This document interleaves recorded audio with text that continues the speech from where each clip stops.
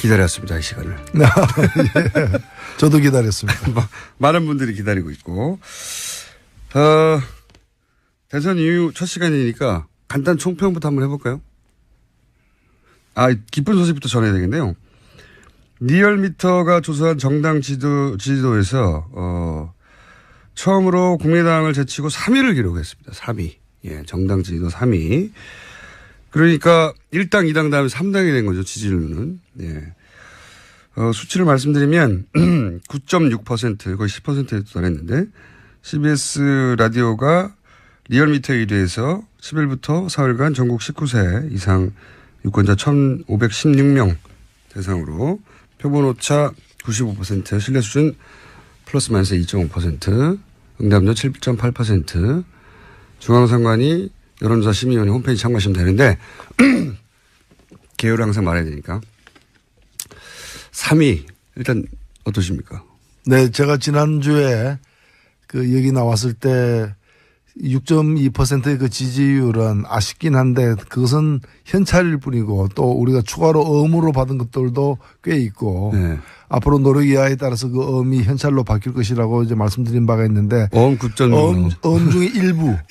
극히 일부. 극히 일부가 우선 이렇게 바뀐 것 같고요. 결국에는 이 대통령 선거 투표에 대한 아쉬움을 가진 분들도 일부 있을 수 있습니다. 그러니까 그렇죠. 이 당도 잘 커야 되는데 이 표는 한 장밖에 없고 그래서 우선 급한 데다가 이 표를 주는 그런 분들이 대선은 일단 끝났고 정권 교체가 됐기 때문에 정의당도 좀 힘내라라는 그런 어떤 응원의 의미로 지지세가 좀 늘어난 게 아닌가. 다만 아직 시작일 뿐이다. 아직 시작일 뿐이다. 예, 여름이 오기 전에 두 자리 숫자까지는 갈 수도 있다. 여름이 아니라 1, 2주 내에 갈 수도 있을 것 같은데요. 네, 그렇습니다. 저희들은 지금 보이는 거는 자유한국당밖에 안 보입니다. 저희들 바로 앞에 자유한국당이 있기 때문에 나머지는 잘 안 보입니다. 아니 근데 자유한국당도 워낙 대선 패배 후에는 항상 그렇긴 하죠. 떨어져 가지고 사정권 안에 실제로 들어왔어요. 네. 몇 퍼센트 차이 안 나더라고요. 네, 그렇습니다. 네. 지금 그래서 사실은 탄핵당하고 지금 그 전직 대통령이 감옥에 가 있는 당이 이렇게 거리를 활보하게 내버려 두는 것도 사실은 마음이 불편하거든요. 네. 자, 이거는 대단히 축하할 일이고, 물론 지난 시간에 이혜원 의원과 같이 나오셔가지고 대선 직후에 이제 소수정당으로서의 이야기를 하셨는데 지금 단독으로 처음으로 이제 총평을 할 시간이 됐으니까 그리고 시간도 좀 지났으니 자체적인 분석도 있었을 테고 대선을 한번 짚어보시면 가장 아쉬운 점이 뭡니까? 네, 아쉬운 점은 많죠. 많은데 일단은 저는 누구 남을 탓하고 싶지는 않고요. 그동안에 정의당과 같은 존재는 많은 분들이 존재하는 걸 알고는 있었지만 명목상으로만 존재했을 뿐이지. 무슨 얘기를 하는지 잘 몰랐죠. 네. 노출 기회가 잘 없습니다. 그렇습니다. 그런데 이제는 TV 토론 덕분이긴 합니다만은 뭘 주장하는지에 대해서 이제 제대로 알기 시작하면서 새롭게 이렇게 그 정의당을 평가하고 지지하는 분도 계시고 또 그렇기 때문에 또 저희들이 어떤 견지해왔던 입장이나 정책들의 부족한 점 이제 그런 것들도 사실 드러나는 계기가 된 것입니다. 그렇기 때문에 앞으로 그런 부족한 점을 많이 채워가지고 좀 더 우리 정치를 한 걸음 또 이렇게 발전시키는데 정의당도 한 몫을 하는 날이 오지 않겠는가 이렇게 생각됩니다. 실제 제가 이제 주변에서 듣기로는 말씀하신 대로는 정의당이 워낙 노출 기회가 없었기 때문에 무슨 얘기를 하는지는 모르고 맨날 데모하고 파업하고 그런 것만 하는 정당이라는 이미지가 있었는데 심상정 대표가 워낙 여러 사안에서 똑부러지게 얘기를 했고 그래서 이제 20대 여성 유권자들한테는 걸크러쉬라고 표현하죠. 네. 야, 저렇게 똑똑한 여성 대표가 게다가 또 다른 남성 대선 후보들을 막 제압하고 하니까 거기서 화나는 분들도 꽤 있고요. 아, 그렇습니다. 예. 그리고 40, 50대 주부들 사이에서도 저렇게 멋진 여성이 대표가 되는 게 굉장히 반갑고 그래서 새로운 지지층도 생겼고요. 그렇습니다. 예. 기존에 정의당이 접근하지 못했거나 정의당을 잘 모르던 사람들 중에서 지지하는 사람들이 많이 생겼어요, 실제. 그렇습니다. 예, 주목하게 되고. 또 안타까운 것도 있어요. 보통 정의당이 이제 20대, 그러니까 젊은 세대에서 지지를 받을 거라는 생각들을 많이 하고 실제 그랬는데 깜깜이 기간 얘기 많이 해왔지 않습니까? 깜깜이 기간 되면 절반 반토막 난다. 과거의 사례를 보자면. 그래서 이번에도 깜깜이 조심해야 된다. 그렇죠. 그리고 정의당에 대한 어떤 그런 새로운 인식이라거나 또는 지지가 생긴 지 시간이 얼마 되지 않다 보니까 여물지 않은 거죠. 네. 그래서 온갖 이제 풍파에 시달리면서 거쳐온 어떤 그런 지지층하고 좀 다른 거죠. 네. 그래서 잘 안 보이게 되거나 좀 딴 얘기를 듣게 될 때 쉽게 흔들리게 되는 네. 그런 약점이 있고 그것이 이제 이번 깜깜이 기간 동안에 오히려 그 이전에 지지율보다도 좀 후퇴하는. 맞아요. 예. 그리고 그 기간 동안 또 유승민 후보에게도 많이 간 것 같아요. 제가 보기에는. 그래서 그 얘기 또 하지 않을 수 특히 없는데. 젊은 층에서. 그러니까요. 젊은 층에서 이제 도대체 자유한국당까지는 아는데 새누리당은 모르는. 네. 그 새누리당이 그동안에 어떤 일을 해왔는가 우리 역사에 있어서. 네. 이거까지 모르는 분들이 이제 그 유승민 후보와 바른정당에 대해서도 그냥 신흥 개혁 세력으로만 알게 되는 그러면서 이제 그쪽으로도 뭐 보수 진보 이런 구분도 없이 이제 좀 많이 옮겨가지 않았는가 이렇게 생각도 듭니다. 그거는 이제 물론 그 대선 직전에 있었던 탈당 사태가 네. 부른 동정표도 있고 그리고 이제 그 딸의 성희롱 사건도 있고 그런 동정표가 합쳐지고 그게 하필이면 사전선거 직전에 벌어져서 또 덕도 많이 보고 그런 것도 있습니다. 그렇습니다. 예. 이슈가 예. 계속 터졌던 거죠. 그런데 심상정 후보 같은 경우는 5차 토론 이후로는 별 이슈를 만들어내지 못했던 그건 저희들이 어떤 문제인데 이슈를 만들어내지 못함으로써 다른 쪽은 좋은 일이든 나쁜 일이든 간에 여하튼 계속해서 이슈가 생성되면서 그래서 주의를 모으고 지지도 함께 모아내는 과정이 되었던 거죠. 관심을 받게 됐죠. 그러면서 이제 잊혀지게 되는 기간이었는데 그때 또 이런 것도 겹쳤어요. 저희들이 여쭤보고 싶은 건데 심상정 후보가 이제 5차 토론 마지막 토론 때 유승민 힘내라. 예, 탈당 사태에 대해서 격려하는 거죠. 소수정당으로서. 그런데 거기서 그쳤으면 모르겠는데 이제 또 김종대 의원이었던가요?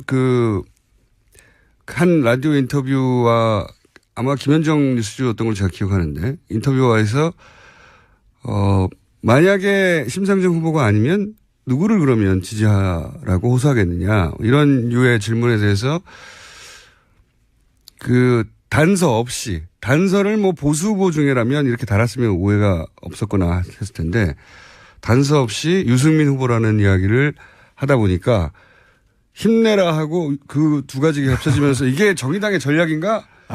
그럴 리가 사실 없습니다. 없고. 네. 정 없으면 김종대를 찍어라 이렇게 얘기해야 되는 거죠. 근데 그 뜻은 아마도 네. 반드시 보수 후보를 꼭 찍어야 되겠다는 유권자가 있다면 홍준표 찍지 말고 차라리 유승민 찍어라 뭐 이런 뜻이 아니었겠는가 저는 생각하는데. 그런 맥락으로 저도 받아들이려고 했는데 어쨌든 그날의 인터뷰는 그렇지는 않았어요. 네. 그러다 보니 그렇다면은 뭐 상당히 유감입니다.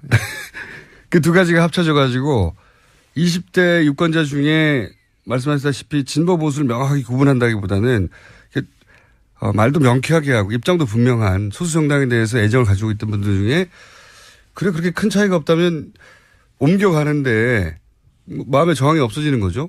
그래서 거꾸로 유승민 후보 선거운동을 해주는. 젊은 유권자들 중에 뭔가 이렇게 힘 있는 그리고 뭐 될 것 같은 그런 후보들 말고. 그렇죠. 좀 새로운 후보 중에서. 네. 우리 보통 뭐 신상 이런 거 있지 않습니까? 신상.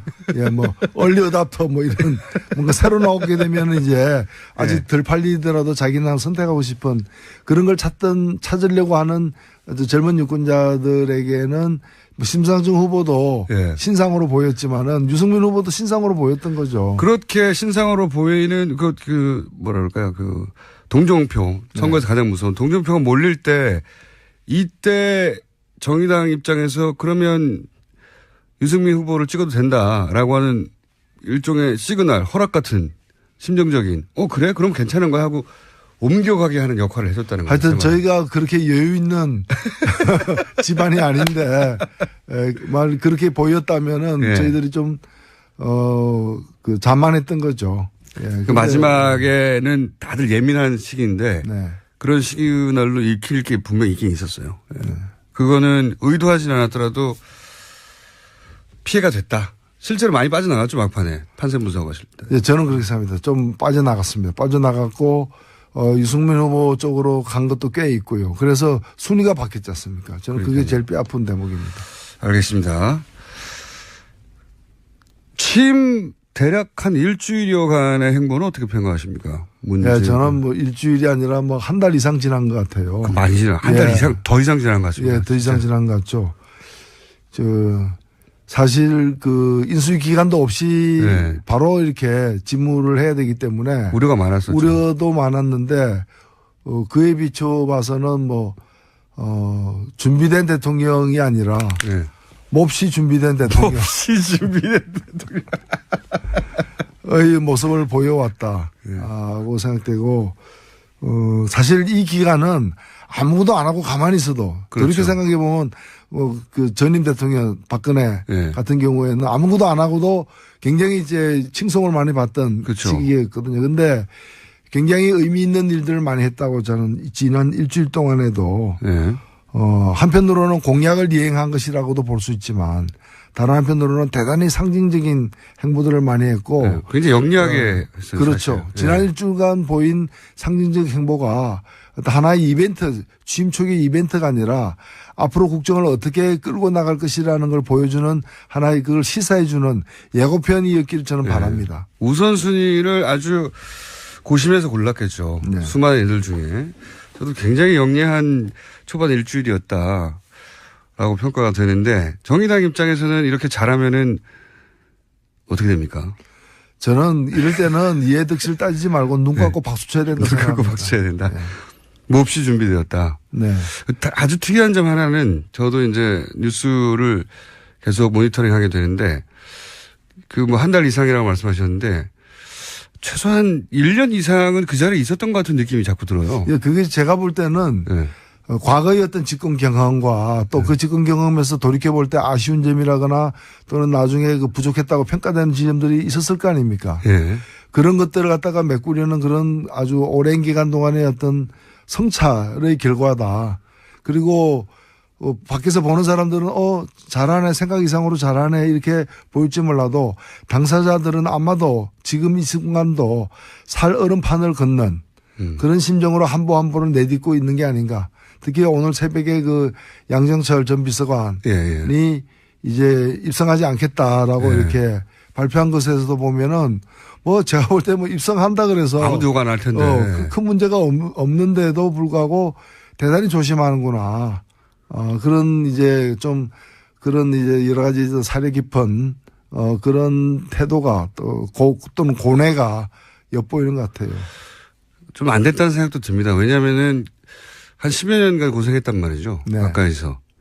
그리고 이제 뭐 다시 청와대에 들어가든 혹은 뭐 중요한 자리를 맡아도 아무도 비난하지 않을 텐데 워낙 하도 삼철 이야기를 언론에서 많이 해왔다 보니까 스스로 조심하는 거죠. 스스로. 과도하게.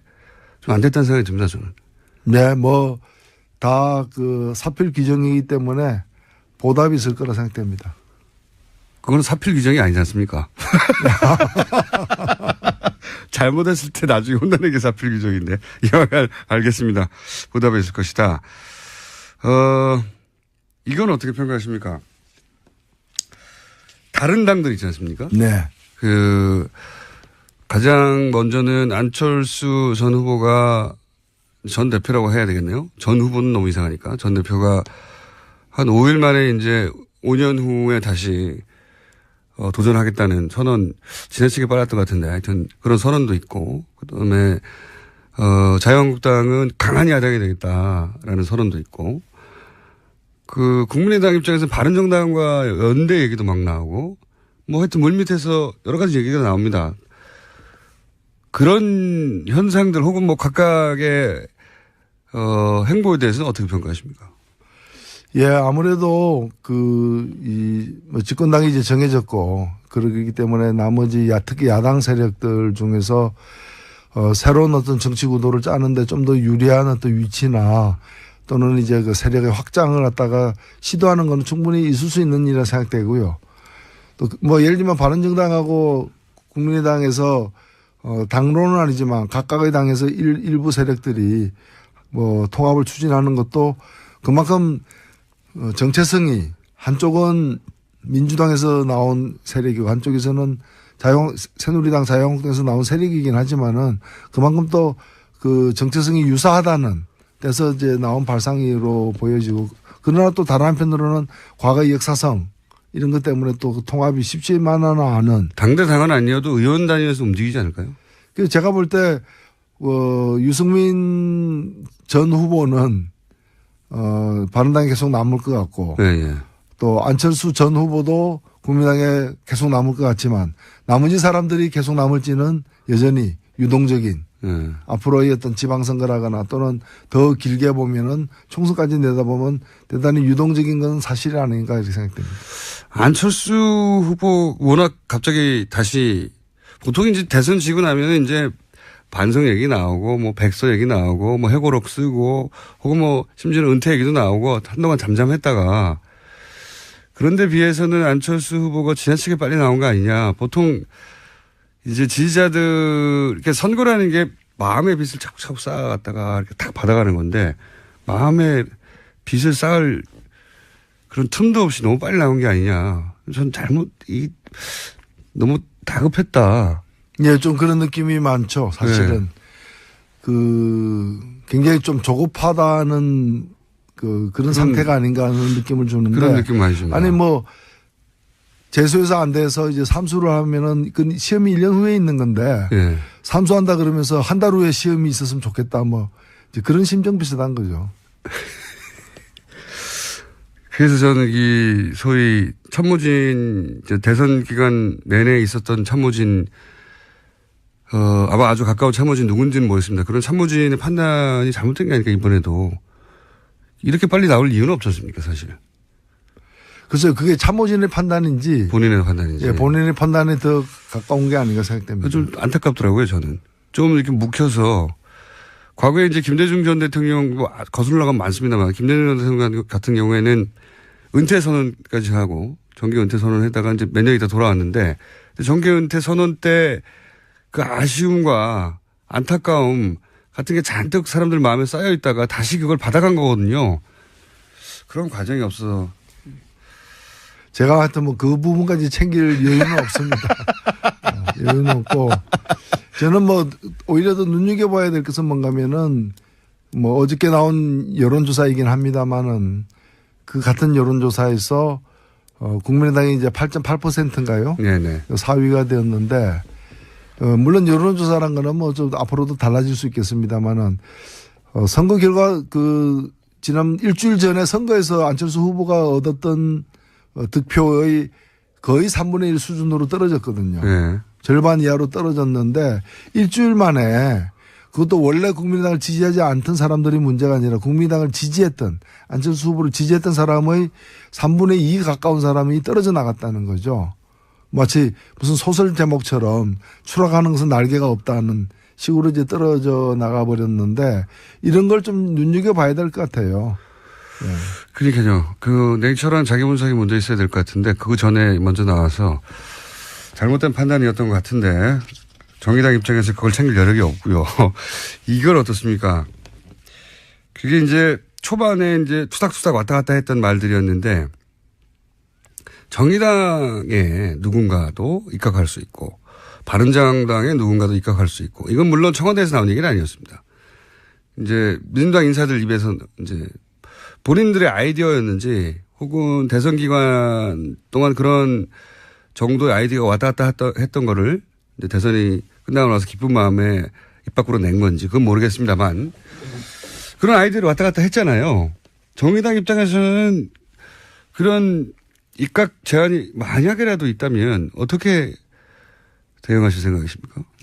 근데 뭐 현실로 되지 않은 걸 전제로 해가지고 네. 말씀을 드리기는 쉽지 않고요. 다만 이제 후보들이 한 얘기를 가지고 명백히 그 직접 한 얘기들을 보면은 뭐 공동정부라거나 예. 협치라거나 무슨 통합정부라거나 이런 이야기들이 그 예외 없이 많은 분들이 얘기를 그렇죠. 했었어요. 예, 예. 홍준표 후보 빼고는 다 얘기했는 거예요. 빼고는. 다 얘기한 부분들인데 예. 이제 이런 부분들은 물론 이제 선거의 득표 전략상으로 한 부분도 있겠지만은 예. 또 여소야대라는 누가 집권을 하든 여소야대일 그렇죠. 수밖에 없는 엄연한 현실을 배경으로 이루어진 얘기들이긴 합니다. 그렇기 때문에 이런 것들이 구체적으로 어떻게 실현될 것인지에 대해서 사실 이게 우리 그 정치사에도 그렇게 유례가 많지 않은 예. 사례가 많지 않은 그 드문 일이죠, 예, 드문 일이거든요. 예. 그 일이기 때문에 뭐 과거에 전혀 없었던 건 아닙니다. 김종필 총리 정도 그렇습니다. 좀 이례적인 예. 있었는데. 근데 그때는 아예 DJP 연합을 하고 했으니까요. 그렇죠. 예. 그래서 지금은 어떻게 보면은 일반론으로서 제기한 겁니다. 구체적인 예. 누구와 그렇죠. 누구 이렇게 제기된 게 아니라 이제 공동정부라 만든 이런 근데 그것이 어떻게 구체화될 것인지 좀 진지하고 정중한 제안이 오면 고려해 볼 수도 있는 거죠. 물론 그렇습니다. 물론 그렇습니다만 그걸 뭐 어떤 경우에도 안 한다라거나 이렇게 얘기할 수는 없는 것인데 뭐 정의당 입장에서는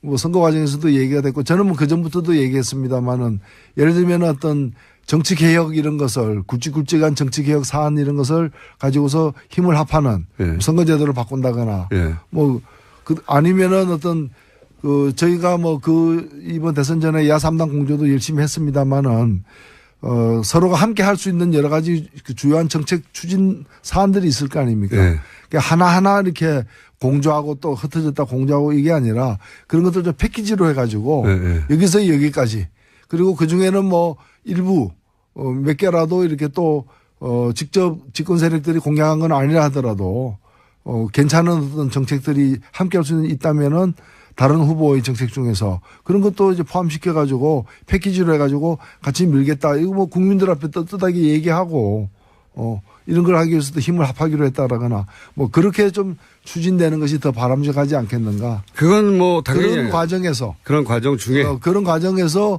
이런 뭐 인적인 문제까지도 네. 반드시 포함되어야 된다는 건 아니지만 그럴 수도 경우에 있다. 따라서 포함될 수도 있고 그렇게 되는 것이 좀 더 바람직한 방식이 아니겠는가 생각됩니다.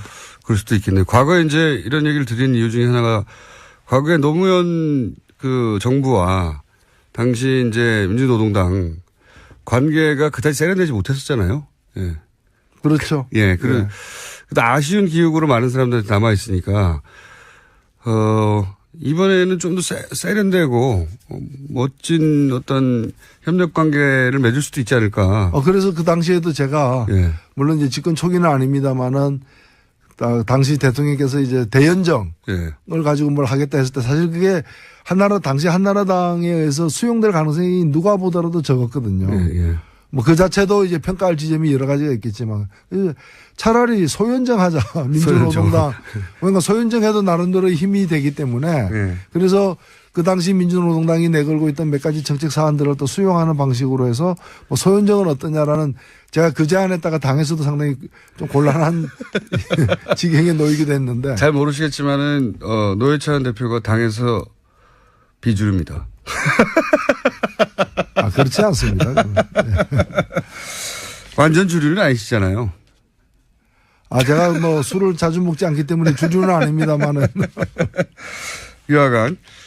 그래서 이제 이번에는 좀 실제 좀 세련되게 그리고 그게 어떤 자리인지는 모르겠지만 인적인 관계에서도 협력하고 그런 모습을 보여주면 사람들에게 훨씬 더 저는 정의당 입장에도 굉장히 좋을 것 같거든요. 이게 단순히 위에서 아래로 우리한테 뭐 자리를 하나 주는 거야 이런 식으로 받아들일 게 아니라 현실 정치 세력으로서 집권 능력이 있다는 걸 실제 뭐 장관 자리든 뭐든 행정으로 보여주는 것도 필요하잖아요. 예, 뭐 정치는 생물이기 때문에 예. 뭐는 어떤 경우에도 안 된다, 절대로 안 된다라는 용어는 정치에서는 없는 거죠. 다만 그것이 의미를 갖기 위해서는 거기서 자리 하나가 아니라. 예, 네. 그렇죠. 자리 오히려 하나가 자리보다도 정책이나 이런 게 더 중요할 수도 있다는 말씀입니다. 자리가 훨씬 상징적입니다. 조국 민정수석 보십시오. 예. 예. 사람 한 사람 인선하는 것으로 갖는 상징성이나 파고 굉장히 크거든요. 정책을 연대하고 협치에 나가는 것도 굉장히 중요하고 실질적인데. 그거야 뭐 누구에게나 조국은 잘 돼야죠. 네. 조국 민정수석 선임에 대해서는 어떻게 생각하십니까? 제가 그 SNS에도 그런 글을 썼는데 사실 조국 교수는 오랫동안 저희 이제 그 10년 이상 저희 후원회장이었어요. 예. 그래서 사실 그렇게 민정수석이 되면은 제 후원회장을 계속 맡을 수가 없잖아요. 예. 그래서 저는 이제 훌륭한 후원회장을 잃었지만 사실 문재인 정부는 최고의 민정수석을 얻은 셈이다. 어떤 의미에서 최고라고 생각하십니까? 예, 민정수석이라면 이제까지 보면 대통령을 위한 음지에서 일을 갖다가 하는 어떤 그렇죠. 네. 그런 조용히 검찰을 조종하는. 예, 그런 이제 별로 이렇게 그 뭐 좀 백일화에 드러내놓고 공명정대하게 일을 처리할 수 없는 그런 일들을 하는 사람으로 많이 여겨져 왔습니다. 뒷조사 전문 이런 거. 그렇습니다. 느낌이. 예, 근데 오히려 이 조국이라는 사람이 민정수석을 맡음으로써 뭐 별 얘기 안 해도 민정수석이 해야 될 바가 과거와는 180도 달라졌다는 걸 사람들이 느끼게 만드는 효과가 있었던 거죠. 저는 최상의 인선이었다고 생각됩니다. 그렇군요. 얼굴 패권에 대해서 어떻게 생각하십니까? 네, 저는 뭐 본인도 그것을 자기의 약점이라고 이제 늘 얘기를 해왔고. 그렇게 말하면 저도 정말 미워요. 아니, 저는 뭐 그 심정을 이해할 것 같아요. 저도 과거에 그랬기 때문에. 그래서 저는 뭐 측은지심을 갖고 보고 있습니다. 측은지심. 아니, 제가 이제 이게 농담처럼 한 얘기가 자유한국당에서는 아예 진짜로 그 외모를 걸고 나오셔가지고 그 논평 못 보셨군요. 예. 예. 자유한국당에서 한번 찾아보십시오. 다음 시간에 시간이 거의 다 돼서 오늘 여기까지만 얘기할 텐데 정말로 외모에 대해서 진지하게 문제 삼더라고요. 네. 그쪽은 주로 돈을 들여서도 고치는 쪽이잖아요. 하여튼, 오늘 여기까지 해야 될 것 같은데 혹시 본인에게 장관 제안이 온다면 지나가는 얘기처럼 제가 여쭤보는 건데 마지막으로. 고심 끝에 수락 이런 건가요? 예, 궁금하시죠? 다음번에 네. 얘기하겠습니다. 여름이 아니라 1, 2주 내에 갈 수도 있을 것 같은데요. 네, 그렇습니다. 저희들은 지금 보이는 거는 자유한국당밖에 안 보입니다. 저희들 바로 앞에 자유한국당이 있기 때문에 나머지는 잘 안 보입니다. 아니, 근데 자유한국당도 워낙 대선 패배 후에는 항상 그렇긴 하죠. 떨어져가지고 사정권 안에 실제로 들어왔어요. 예. 몇 퍼센트 차이 안 나더라고요. 네, 그렇습니다. 예. 지금 그래서 사실 탄핵당하고 지금 그 전직 대통령이 감옥에 가 있는 당이 이렇게 거리를 활보하게 내버려 두는 것도 사실은 마음이 불편하거든요. 네. 자, 이거는 대단히 축하할 일이고, 물론 지난 시간에 이혜원 의원과 같이 나오셔가지고 대선 직후에 네. 이제 소수정당으로서의 이야기를 하셨는데 지금 단독으로 처음으로 이제 총평을 할 시간이 됐으니까 네. 그리고 시간도 좀 지났으니 자체적인 분석도 있었을 테고 대선을 한번 짚어보시면 가장 아쉬운 점이 뭡니까? 네, 아쉬운 점은 뭐 많죠. 네. 많은데 일단은 저는 누구 남을 탓하고 싶지는 않고요. 그동안에 정의당과 같은 존재는 많은 분들이 존재하는 걸 알고는 있었지만 명목상으로만 존재했을 뿐이지. 무슨 얘기를 하는지 잘 몰랐죠. 네. 노출 기회가 잘 없습니다. 그렇습니다. 그런데 네. 이제는 TV 토론 덕분이긴 합니다만은 뭘 주장하는지에 대해서 이제 제대로 알기 시작하면서 새롭게 이렇게 그 정의당을 평가하고 네. 지지하는 분도 계시고 또 그렇기 때문에 또 저희들이 어떤 견지해 왔던 입장이나 정책들의 부족한 점 이제 그런 것들도 사실 드러나는 계기가 된 것입니다. 그렇기 때문에 앞으로 그런 부족한 점을 많이 채워가지고 좀 더 우리 정치를 한 걸음 또 유승민 후보에게도 많이 간 것 같아요. 제가 보기에는. 그래서 그 얘기 또 하지 않을 수 없는데. 젊은 층에서. 그러니까요. 젊은 층에서 이제 도대체 자유한국당까지는 아는데 새누리당은 모르는. 네. 그 새누리당이 그동안에 어떤 일을 해왔는가 우리 역사에 있어서. 네. 이거까지 모르는 분들이 이제 그 유승민 후보와 바른정당에 대해서도 그냥 신흥 개혁 세력으로만 알게 되는, 그러면서 이제 그쪽으로도 뭐 보수 진보 이런 구분도 없이 이제 좀 많이 옮겨가지 않았는가 이렇게 생각도 듭니다. 그거는 이제 물론 그 대선 직전에 있었던 탈당 사태가 부른 동정표도 있고, 그리고 이제 그 딸의 성희롱 사건도 있고, 그런 동정표가 합쳐지고 그게 하필이면 사전선거 직전에 벌어져서 또 덕도 많이 보고 그런 것도 있습니다. 그렇습니다. 예. 이슈가 예. 계속 터졌던 거죠. 근데 심상정 후보 같은 경우는 5차 토론 이후로는 별 이슈를 만들어내지 못했던, 그건 저희들이 어떤 문제인데, 이슈를 만들어내지 못함으로써 다른 쪽은 좋은 일이든 나쁜 일이든 간에 여하튼 계속해서 이슈가 생성되면서 그래서 주의를 모으고 지지도 함께 모아내는 과정이 되었던 거죠. 관심을 받게 됐죠. 그러면서 이제 잊혀지게 되는 기간이었는데, 그때 또 이런 것도 겹쳤어요. 저희들이 여쭤보고 싶은 건데, 심상정 후보가 이제 5차 토론, 마지막 토론 때, 유승민 힘내라. 예, 탈당 사태에 대해서 격려하는 거죠. 소수정당으로서. 그런데 거기서 그쳤으면 모르겠는데, 이제 또, 김종대 의원이었던가요? 한 라디오 인터뷰와 아마 김현정 뉴스주였던 걸 제가 기억하는데, 인터뷰와에서, 만약에 심상정 후보가 아니면 누구를 그러면 지지하라고 호소하겠느냐, 이런 류의 질문에 대해서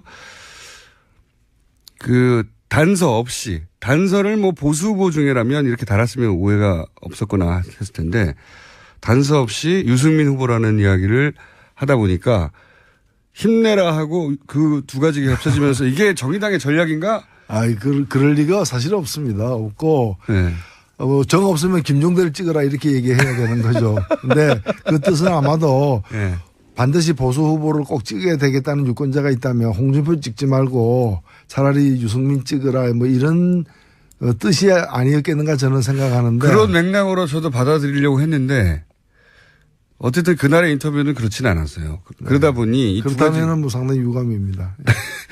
그 두 가지가 합쳐져 가지고 20대 유권자 중에 말씀하셨다시피 진보 보수를 명확하게 구분한다기보다는 말도 명쾌하게 하고 입장도 분명한 소수 정당에 대해서 애정을 가지고 있던 분들 중에 그렇게 큰 차이가 없다면 옮겨가는데 마음의 저항이 없어지는 거죠.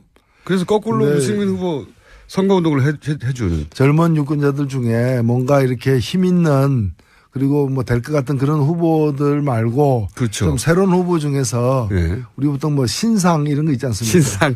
예, 뭐 얼리 어답터 뭐 이런 뭔가 새로 나오게 되면 이제 아직 덜 팔리더라도 자기는 선택하고 싶은 그런 걸 찾으려고 하는 젊은 유권자들에게는 뭐 심상정 후보도 신상으로 보였지만은 유승민 후보도 신상으로 보였던 거죠. 그렇게 신상으로 보이는 뭐랄까요, 동정표, 선거에서 가장 무서운 동정표가 몰릴 때, 이때 정의당 입장에서 그러면 유승민 후보를 찍어도 된다라고 하는 일종의 시그널, 허락 같은 심정적인, 그래? 그럼 이렇게 발전시키는데 정의당도 한 몫을 하는 날이 오지 않겠는가 이렇게 생각됩니다. 실제 제가 이제 주변에서 듣기로는 말씀하신 대로는 정의당이 워낙 노출 기회가 없었기 때문에 무슨 얘기를 하는지는 모르고 맨날 데모하고 파업하고 그런 것만 하는 정당이라고는 이미지가 있었는데, 심상정 대표가 워낙 여러 사안에서 똑부러지게 얘기를 했고, 그래서 이제 20대 여성 유권자들한테는 걸크러쉬라고 표현하죠. 네. 야, 저렇게 똑똑한 여성 대표가 게다가 또 다른 남성 대선 후보들을 막 제압하고 하니까 거기서 화나는 분들도 꽤 있고요. 그렇습니다. 예. 그리고 40, 50대 주부들 사이에서도, 저렇게 멋진 여성이 대표가 되는 게 굉장히 반갑고, 그래서 새로운 지지층도 생겼고요. 그렇습니다. 예. 기존에 정의당이 접근하지 못했거나 정의당을 잘 모르던 사람들 중에서 지지하는 사람들이 많이 생겼어요, 실제. 그렇습니다. 예. 주목하게 되고. 또 안타까운 것도 있어요. 보통 정의당이 이제 20대, 그러니까 젊은 세대에서 지지를 받을 거라는 생각들을 많이 하고 실제 그랬는데, 깜깜이 기간 얘기 많이 해왔지 않습니까? 깜깜이 기간 되면 절반 반토막 난다. 과거의 사례를 보자면. 그래서 이번에도 깜깜이 조심해야 된다. 그렇죠. 그리고 정의당에 대한 어떤 그런 새로운 인식이라거나 또는 지지가 생긴 지 시간이 얼마 되지 않다 보니까 여물지 않은 거죠. 네. 그래서 온갖 이제 풍파에 시달리면서 거쳐온 어떤 그런 지지층하고 좀 다른 거죠. 네. 그래서 잘 안 보이게 되거나 좀 딴 얘기를 듣게 될 때 쉽게 흔들리게 되는 네.